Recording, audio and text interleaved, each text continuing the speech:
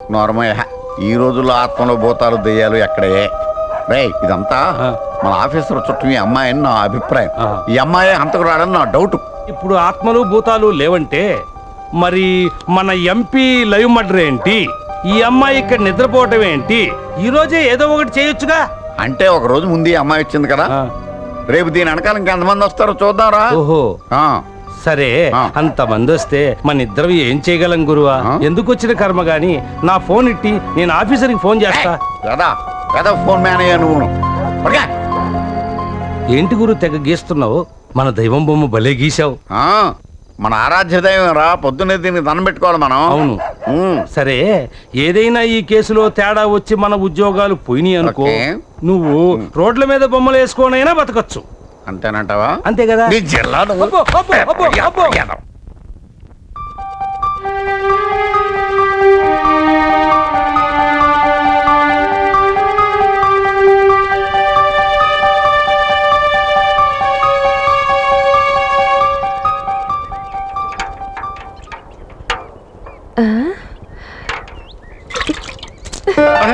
గురు, మనం తెల్లార్లు మేలుకున్నా ఆ అమ్మాయి మాత్రం హాయిగా నిద్రపోయింది.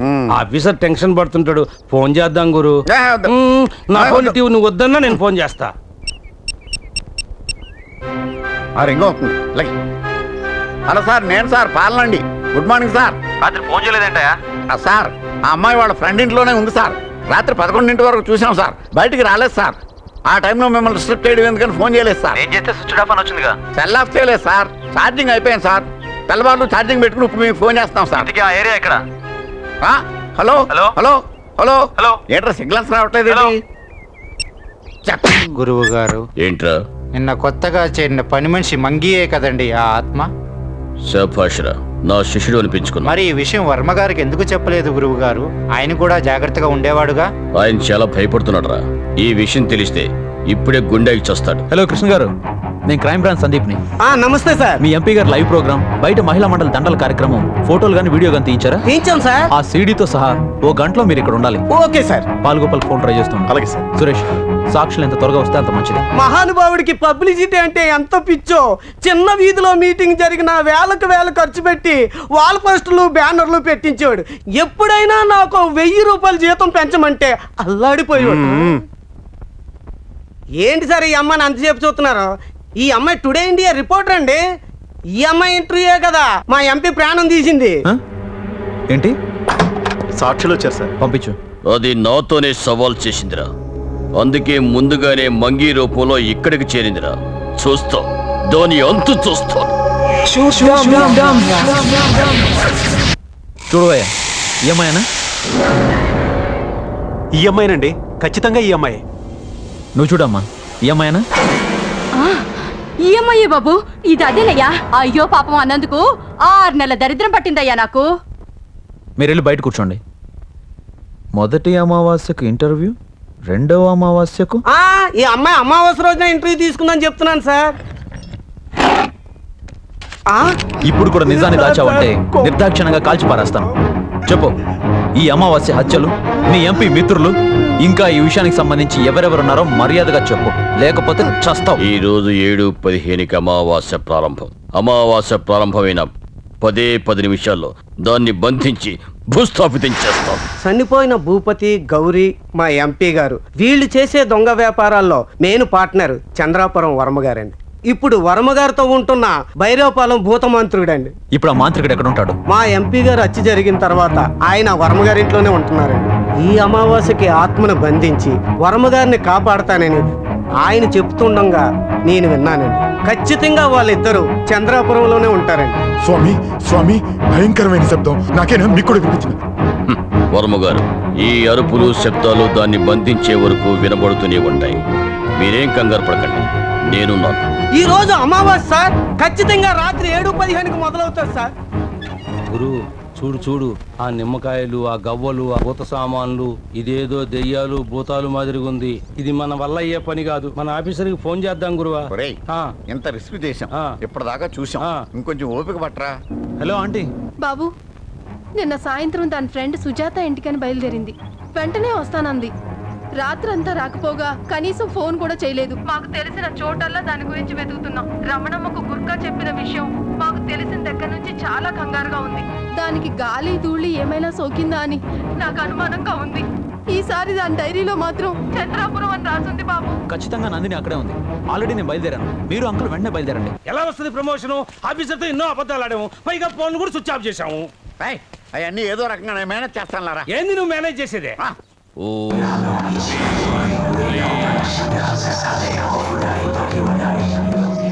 అమావాస్య అంటే అర్ధరాత్రి అని ఏదో అంటారు. లేదు సార్, అమావాస్య ఎప్పుడు మొదలవుతే అప్పుడే దాని ప్రభావం చూపుతుంది సార్. మా ఎంపీ గారు కూడా మధ్యాహ్నం అమావాస్య ప్రారంభం కాగానే మర్డర్ అయ్యారు కదా సార్.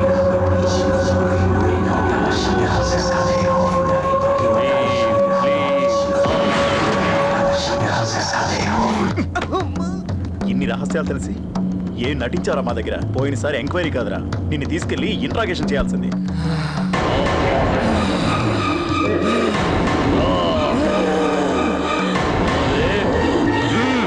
నా ఫోన్ ఇటు, లేదా నేను బయటికి వెళ్ళి ఆఫీసర్కి ఫోన్ చేసి వస్తా. ఆగరా నువ్వు. నాన్న మన స్నేహానికి నువ్వు ఇచ్చే విలువ ఇంతేనేంటరా?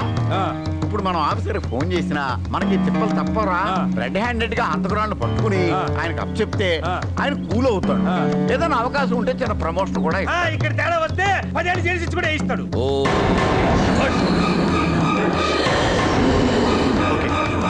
Sir, AP 12C1620 car, Palgopal bike RTC bus stand లో పార్క్ చేసి ఉన్నాడు సార్. ఈ ఎదోలు కూడా అక్కడే ఉండుంటారు. వెళ్ళగానే వాళ్ళ సంగతి మీరు చూసుకోండి. Okay sir. ఓం హ్లీం క్లీం ఆవాహయామి.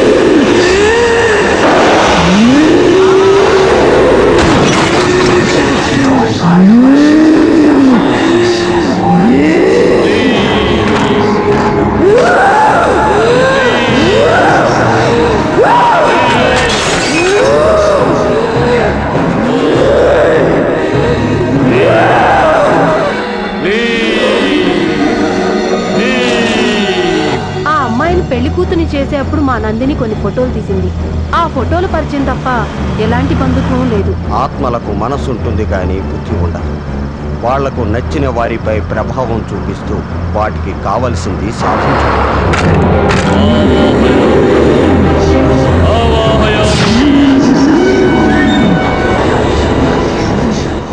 చంద్రాపురంలో పోలీస్ స్టేషన్ ఎక్కడుందా? అనుకున్న టైం కన్నా 15 నిమిషాలు ముందు వెళ్తా ఉంటే ఇలా జరిగింది. హలో, బయలుదేరాం బాబు, దగ్గరలోనే ఉన్నాం.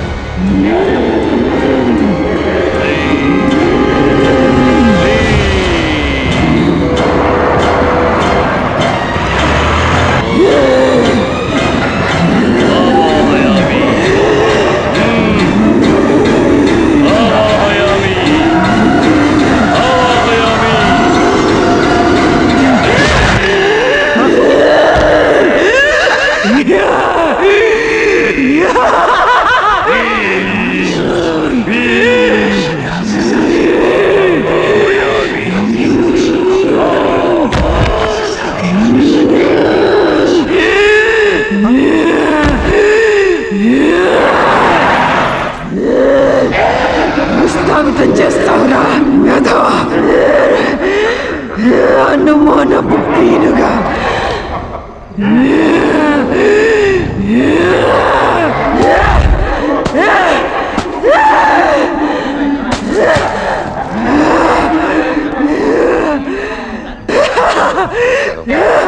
గురువుగారు, వర్మగారు ఎక్కడ? ఎందుకు? వర్మగారి పని మనిషి పంకజం ఊరేసుకుని చచ్చిందని చెప్దామని. వర్మగారు కూడా ఆధార్లోనే ఉన్నారు, అక్కడ కలుసుకుని మాట్లాడుకుంటారు.